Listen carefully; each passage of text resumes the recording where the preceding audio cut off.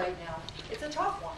Most people are going to put their houses up for sale and not get what they paid for it, and that's a horrible dilemma to be in, whether you can afford it or not, because it's all about a good sound investment. So there's a lot of things that you can do to stage or simply upgrade your home that, whether it sits a little bit or not, at least you'll enjoy it and you can upgrade it. And I think Nancy was mentioning some of the few things that are so important and critical, because a lot of people will walk into a house, and color is an amazing tool. It evokes a feeling immediately when you walk in.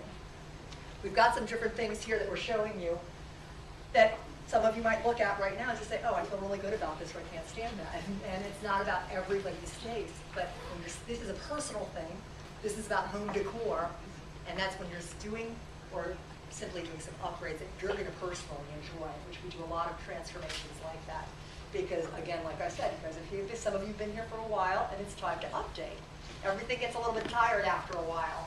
So it's time to freshen up and spruce up things. But if you're thinking of selling, you've got to do some things that are going to appeal to the masses, to everybody who walks in the door, especially with so many homes on the market. So, color. Neutralize everything. That's one big thing. If you're getting the pinks and the greens and things like that when you first moved in, it's time to update a little bit. It looks tired, it looks faded, it looks worn.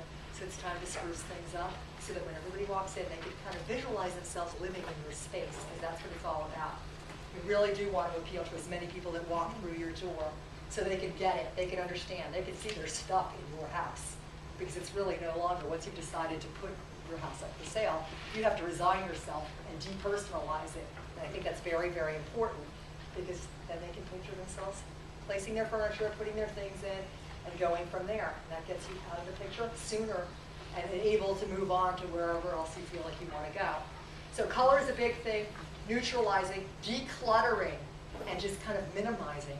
The way the world is today, things are complicated enough. People don't want to see stuff everywhere. When they walk in, you have to try to minimize everything. That means things off the floor. And you don't have to have every wall with a picture.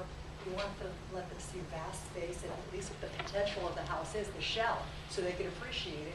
And again, they can see themselves moving in, putting their things in, and relating to the space.